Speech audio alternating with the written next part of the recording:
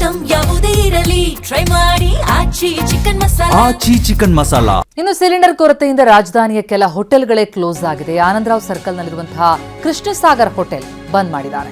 ಈ ಹೋಟೆಲ್ನಲ್ಲಿ 40 ಉದ್ಯೋಗಿಗಳು ಕೆಲಸ ಮಾಡ್ತಾ ಇರೋರು. ಅವರಿಗೀಗ ಸಂಕಷ್ಟ. ಹೋಟೆಲ್ಲೇ ಬಂದಾಗ್ಬಿಟ್ರೆ, ಉದ್ಯಮ ನಡೀಲಿಲ್ಲ ಅಂತಂದ್ರೆ ಇವರಿಗೆ ಸಿಗುವಂತ ಸಂಬಳ ಹೇಗೆ ಅನ್ನೋದು ಈಗಿರೋ ಪ್ರಶ್ನೆ. ಪ್ರತಿನಿಧಿ ವಿನಯ್ ಮತ್ತು ಲಕ್ಷ್ಮೀ ನರಸಿಂಹ ಈಗ ನಮ್ಮ ಜೊತೆ ನೇರ ಸಂಪರ್ಕದಲ್ಲಿದ್ದಾರೆ. ಎಲ್ಲೆಲ್ಲಿ ಏನೇನು ಆಗ್ತಾ ಇದೆ ಅನ್ನೋದ್ರ ಬಗ್ಗೆ ಮಾಹಿತಿನ ಅವರಿಂದ ಪಡಿತಾ ಹೋಗೋಣ. ಮೊದಲಿಗೆ ವಿನಯ್, ನಿಮ್ಮಿಂದ ಡೀಟೇಲ್ಸ್ ಪಡಿತಾ ಹೋಗೋದಾದ್ರೆ, ಸಮಸ್ಯೆಗಳು ಒಂದಲ್ಲ ಎರಡಲ್ಲ. ಈಗ ಒಂದು ಕಡೆಯಲ್ಲಿ ಹೋಟೆಲ್ ಓಪನ್ ಇದ್ರೆ ಅಲ್ಲೊಂದು ಸಮಸ್ಯೆ, ಹೇಗೆ ಕೊಡೋದು ಆಹಾರ ಅಂತ. ಇನ್ನು ಸಿಲಿಂಡರ್ಗಳೇ ಸಿಗಲಿಲ್ಲ ಅಂತಂದ್ರೆ ಹೋಟೆಲ್ ಕ್ಲೋಸ್ ಮಾಡಿದ್ದಾರೆ. ಆ ಸಿಬ್ಬಂದಿಗಳಿಗೆ ಎಷ್ಟು ಸಂಕಷ್ಟ ಆಗ್ತಾ ಇದೆ, ಎಲ್ಲೂ ಸಿಗ್ತಿಲ್ವಂತ, ಯಾವಾಗ ಸಿಗಬಹುದು ಅನ್ನೋದ್ರ ಬಗ್ಗೆ ಏನಾದರೂ ಉತ್ತರ ಸಿಗ್ತಿದ್ಯಾ ಹೇಗೆ ಅಂತ?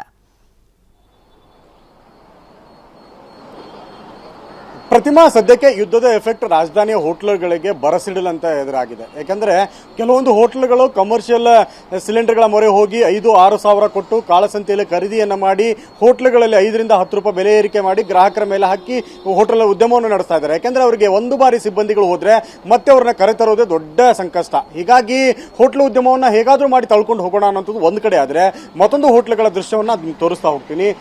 ಆನಂದರಾವ್ ಸರ್ಕಲ್ ಬಳಿ ಇರುವಂತಹ ಹಲವು ವರ್ಷಗಳ ಹಳೆಯದಾದಂತಹ ತುಂಬಾ ಪ್ರಸಿದ್ಧವಾಗಿರುವಂತಹ ಹೋಟ್ಲು. ಈ ಭಾಗದಲ್ಲಿ ಸರ್ವೇ ಸಾಮಾನ್ಯವಾಗಿ ಬೇರೆ ಬೇರೆ ಜಿಲ್ಲೆಗಳಿಂದ ಬರುವಂತಹ ಜನರು ಒಂದಲ್ಲ ಒಂದು ಬಾರಿ ತಿಂಡಿಯನ್ನು ತಿಂದಿರ್ತಾರೆ. ಯಾಕಂದ್ರೆ ಕೃಷ್ಣಸಾಗರ ಹೋಟ್ಲು, ಹಿಂದೆ ಕ್ಷೀರಸಾಗರ ಅಂತ ಇತ್ತು, ಈಗ ಕೃಷ್ಣಸಾಗರ ಅಂತ ಹೇಳಿ ಹಲವು ವರ್ಷಗಳ ಹಳೆಯದಾದಂತಹ ಹೋಟ್ಲು. ಈ ಹೋಟ್ಲು ಸದ್ಯಕ್ಕೆ ಸಿಲಿಂಡರ್ ಪೂರೈಕೆಯ ವ್ಯತ್ಯಯದಿಂದ ಹೋಟ್ಲನ್ನ ಸಂಪೂರ್ಣವಾಗಿ ಇಲ್ಲೂ ಬಂದ್ ಮಾಡಿರುವಂಥದ್ದು. ಇಲ್ಲಿ ಸದ್ಯಕ್ಕೆ 40 ಸಿಬ್ಬಂದಿಗಳು ಕೆಲಸವನ್ನ ಮಾಡ್ತಾರೆ, ಕಾರ್ಯವನ್ನು ನಿರ್ವಹಿಸ್ತಾರೆ.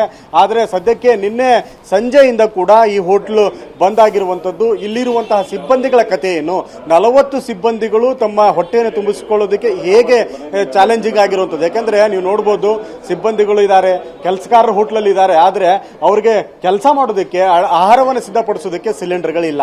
ಸಿಲಿಂಡರ್ ಇಲ್ದೇನೆ ಅವರು ಪರದಾಡುವಂತ ಸ್ಥಿತಿ ಇದೆ. ಮತ್ತೊಂದು ಕಡೆ ಈ ಸಿಬ್ಬಂದಿಗಳನ್ನ ಅವರು ಹೋಟ್ಲಿಂದ ಕಳಿಸೋದಕ್ಕಾಗೋದಿಲ್ಲ. ಒಂದು ಬಾರಿ ಇಲ್ಲಿರುವಂತಹ ಕೆಲಸ ಮಾಡುವಂತ ಉದ್ಯೋಗಿಗಳೇನಾದ್ರೂ ಮನೆ ಕಡೆ ಹೋಗ್ಬಿಟ್ರೆ, ತಮ್ಮ ಊರುಗಳ ಕಡೆ ಹೊರಟ್ರೆ, ನಾಳೆ ಎಲ್ಲಾ ವ್ಯವಸ್ಥೆ ಸರಿಯಾದ ಬಳಿಕ ಇದನ್ನ ನಿಭಾಯಿಸೋದು ಹೇಗೆ, ಇದನ್ನ ಸರಿಪಡಿಸೋದು ಹೇಗೆ, ಇದೇ ಅವ್ರಿಗೆ ದೊಡ್ಡ ಚಾಲೆಂಜಿಂಗ್ ಆಗಿರುವಂತದ್ದು, ದೊಡ್ಡ ಸಂಕಷ್ಟಕ್ಕೆ ಕಾರಣ ಆಗಿರುವಂತದ್ದು. ಹೀಗಾಗಿ ಇಲ್ಲಿರುವಂತಹ 40 ಸಿಬ್ಬಂದಿಗಳನ್ನ ಪಕ್ಕದ ಹೋಟ್ಲು ಏನು ನಿಸರ್ಗ ಹೋಟ್ಲ ಮಾಲೀಕರೇನಿದ್ದಾರೆ ಅವರು ಒಂದಿಷ್ಟು ಊಟವನ್ನು ಕೊಡುವಂಥದ್ದು, ಅವರಿಗೆ ವ್ಯವಸ್ಥಿತವಾಗಿ ಅನುಕೂಲ ಮಾಡಿಕೊಡುವಂಥದ್ದು. ಯಾಕಂದ್ರೆ ಒಬ್ಬರಿಗೆ ಒಬ್ಬರು ಆಗ್ಲೇಬೇಕಾದಂತ ಸ್ಥಿತಿ ಇದೆ. ಉದ್ಯೋಗಿಗಳು ಒಂದು ಕಡೆ ಹೊರೆ ಹೋದ್ರೆ ಅಥವಾ ಮನೆ ಕಡೆ ಏನಾದ್ರೂ ಹೋಗ್ಬಿಟ್ರೆ ದೊಡ್ಡ ಸಮಸ್ಯೆ ಆಗುತ್ತೆ. ಹೀಗಾಗಿ ನಿಸರ್ಗ ಹೋಟೆಲ್ ಮಾಲೀಕರು ಕೃಷ್ಣರಾಜ್ ಅವರು ಇದ್ದಾರೆ, ಮಾತಾಡ್ಸೋಣ. ಸರಿ, ಏನ್ ಸಮಸ್ಯೆ ಆಗಿದೆ ಇಲ್ಲಿ, ಯಾಕೆ ಹೋಟೆಲ್ ಬಂದ್ ಮಾಡಿದ್ದಾರೆ, ಮತ್ತು ಇವರು 40 ಜನ ಸಿಬ್ಬಂದಿಗಳ ಕಥೆ ಏನು? ಈ ಹೋಟ್ಲು ಸುಮಾರು ಒಂದು 40 ವರ್ಷದಿಂದ ಇಲ್ಲಿ ಹೋಟ್ಲ್ ಇತ್ತು. ಈ ಮುಂಚೆನೂ ಈ ಹೋಟ್ಲು ತುಂಬ ಭಾಳ ಫೇಮಸ್ ಇತ್ತು. ಈಗಲೂ ತುಂಬ ಚೆನ್ನಾಗಿ ಒಳ್ಳೆ ಒಂದು ಫುಡ್ ಕೊಡ್ತಾ ಇದ್ದಾರೆ. ಇದರ ಮಾಲೀಕರು ಒಬ್ಬರು ಹೆಬ್ಬಾರು ಮತ್ತು ನಮ್ಮ ಶೆಟ್ಟರು, ನಮ್ಮ ಆತ್ಮೀಯ ಸ್ನೇಹಿತರು. ನಾನು ನಿನ್ನೆ ಸಂಜೆ ಇಲ್ಲಿ ಸರ್ಕಲ್ ಪಾಸ್ ಆಗ್ಬೇಕಾದ್ರೆ ನೋಡಿದೆ ಈ ಹೋಟ್ಲ್ ಕ್ಲೋಸ್ ಆಗಿತ್ತು.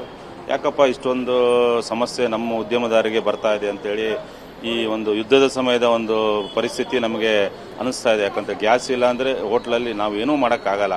ಯಾವುದೇ ಒಂದು ಆಲ್ಟರ್ನೇಟ್ ನಮ್ಮ ಹತ್ರ ಸಿಗ್ತಾ ಇಲ್ಲ. ಈ ರೀತಿ ಆಗ್ತಾ ಇದೆ. ಕೊನೆ ಪಕ್ಷ ಇವರು ಒಂದು ಕಾರ್ಮಿಕರಿದ್ದಾರೆ, ಒಂದು 45 ಜನ ಇಲ್ಲಿ ಕೆಲಸ ಮಾಡ್ತಾರೆ. ಅವರಿಗಾದ್ರೂ ಒಂದು ಊಟ ತಿಂಡಿ ಬೇಕು. ಯಾಕಂತ ಹೇಳಿದ್ರೆ ಅವ್ರಿಗೆ ಊಟ ತಿಂಡಿ ಇಲ್ಲದೆ ಇದ್ರೆ ಅವರು ಮತ್ತೆ ಊರ ಕಡೆ ಹೋಗಬೇಕಾಗತ್ತೆ. ಈ ಒಂದು ಸಮಸ್ಯೆ ಆಗುತ್ತೆ. ಯಾಕಂತೇಳಿ ನಮ್ಗೆ ಗೊತ್ತಿದೆ, ಕೋವಿಡ್ ಸಂದರ್ಭದಲ್ಲಿ ಕಾರ್ಮಿಕರಿಗೆ ಎಷ್ಟೆಷ್ಟು ಸಮಸ್ಯೆ ಆಗುತ್ತೆ. ಅವ್ರಿಗೆ ಕೇಳೋರು, ಇದು ಮಾಡೋರು ಯಾರು ಇರಲ್ಲ. ಅಂಥದ್ರಲ್ಲಿ ಸರ್ಕಾರಗಳು ಈಗ ಏನಾಗಿದೆ, ಕೈ ಚೆಲ್ಲಿ ಕೂತ್ಕೊಂಡ್ಬಿಟ್ಟಿದ್ದಾರೆ. ನಿಮ್ಮ ವ್ಯವಸ್ಥೆಗಳು ನೀವು ಮಾಡ್ಕೊಳ್ಳಿ ಅಂತೇಳಿ ಸರ್ಕಾರ ಕೈ ಚೆಲ್ಲಿ ನಮ್ಮನ್ನು ಯಾವ ರೀತಿಯಲ್ಲೂ ನಮ್ಮ ಸ್ಪಂದನೆ ಮಾಡ್ತಾ ಇಲ್ಲ. ಈಗ ನಾವು ಹೋಟ್ಲವರು ಒಂದೇ ತಟ್ಟೆಯಲ್ಲಿ ನಾವು ಊಟ ಮಾಡುವಂಥ ಮಾಲೀಕರು ಅಥವಾ ನಮ್ಮ ಕಾರ್ಮಿಕರ ಹಿತರಕ್ಷಣೆ ನೋಡಬೇಕಾಗತ್ತೆ. ಆದ್ದರಿಂದ ಇವ್ರಿಗೊಂದು ನಾನು ಓನರ್ ಹತ್ರ ಬೆಳಿಗ್ಗೆ ಮಾತಾಡಿಬಿಟ್ಟು, ನಿಮ್ಮ ಹುಡುಗರಿಗೆ ಏನು ತಿಂಡಿ, ಊಟ ಅಥವಾ ಮಧ್ಯಾಹ್ನ 3 ವ್ಯವಸ್ಥೆಗಳನ್ನು ನಮ್ಮ ಹೋಟ್ಲಿಂದ ಕಳಿಸ್ಕೊಡ್ತೀನಿ ಅಂತ ಅವರಿಗೆ ಒಂದು ಆಫರ್ ಮಾಡಿದೆ. ಅದಕ್ಕೆ ಒಂದು ಹೇಳಿದ್ರು, ಇಲ್ಲ ಸರ್, ಒಂದು 1/4 ಸಿಲಿಂಡರ್ ಇಟ್ಕೊಂಡಿದ್ದೀನಿ, ಮತ್ತೆ ಏನಾದರೂ ಬೇಕಾದ್ರೆ ನಾನು ಅದಕ್ಕೆ ವ್ಯವಸ್ಥೆ ಮಾಡ್ತೀನಿ ಅಂತ ಹೇಳಿದ್ದಾರೆ. ಇನ್ನು ಎಷ್ಟು ದಿವಸ ಈ ತರದ ಸಮಸ್ಯೆ, ಇನ್ನು ಎಷ್ಟು ದಿವಸ ಈ ಹೋಟ್ಲು ಕ್ಲೋಸ್ ಆಗುವಂಥದ್ದು?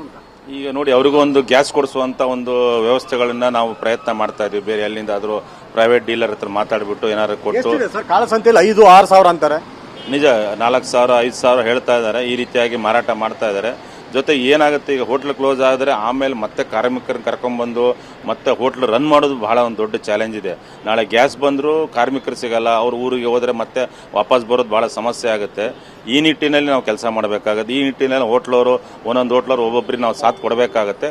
ಆ ನಿಟ್ಟಿನಲ್ಲಿ ನಾವು ಈ ಎಲ್ಲಿ ಗಾಂಧಿನಗರದಲ್ಲಿ ಈ ರೀತಿಯಾಗಿ ಒಂದು 3-4 ಹೋಟ್ಲ್ ಕ್ಲೋಸ್ ಆಗಿದೆ, ಅವ್ರ ಜೊತೆ ನಾವು ಮಾತಾಡ್ತಾ ಇದೀವಿ. ಕ್ಲೋಸ್ ಆಗಿದೆ ಅಂತ ಮಾಹಿತಿ ಇದೆ. ಗಾಂಧಿನಗರಲ್ಲಿ ಒಂದು 3-4 ಹೋಟ್ಲ್ ಕ್ಲೋಸ್ ಆಗಿರೋ ಮಾಹಿತಿ ಇದೆ. ಅವ್ರ ಹತ್ರನೂ ನಾನು ಮಾತಾಡ್ತಾ ಇದ್ದೀನಿ. ಅವ್ರು ಏನು ಆ ಕಾರ್ಮಿಕರು ಬೇಕಾಗುವಂತ ಊಟ ತಿಂಡಿಗಳನ್ನ ಕೊಡೋಣ, ನಮ್ಮ ಹೋಟ್ಲಿನ ಸಪ್ಲೈ ಮಾಡೋಣ ಅಂತೇಳಿ ಅವ್ರಿಗೆ ಹೇಳಿದೀವಿ. ಈ ಸದ್ಯದ ಗಾಂಧಿನಗರಲ್ಲಿ ಒಂದು 5-6 ಹೋಟ್ಲ್ ಮಾಹಿತಿ ನನ್ನ ಹತ್ರ ಇರುವಂತ ಮಾಹಿತಿಗಳು. ಹಾಗೆ ಹೌದೌದು ತೊಂದರೆ ಆಗಿದೆ. ಯಾಕಂತ ಅವ್ರು ಸುಮ್ಮನೆ ಕೂತ್ಕೋಬೇಕು, ಅವ್ರಿಗೂ ಕೆಲಸ ಇಲ್ಲ, ಈ ರೀತಿಯಾಗಿ ಅವ್ರಿಗೂ ಸಮಸ್ಯೆ ಆಗಿದೆ. ಬೆಂಗಳೂರಿನಂತ ಸುಮಾರು ಒಂದು 100-150 ಹೋಟ್ಲ್ಗಳು ಈ ದಿನ ಮಟ್ಟಿಗೆ ರಿಪೋರ್ಟ್ ಪ್ರಕಾರ ಕ್ಲೋಸ್ ಆಗಿದೆ ಅಂತಾನೆ ಹೇಳ್ಬೋದು. ಪ್ರತಿಮಾ, ಸದ್ಯಕ್ಕೆ ನೀವು ನೋಡಬಹುದು ಗಾಂಧಿನಗರದ ಒಂದು ಸರೌಂಡಿಂಗ್ ಅಲ್ಲೇ 5-6 ಹೋಟ್ಲ್ಗಳು ಬಂದಾಗಿದೆ.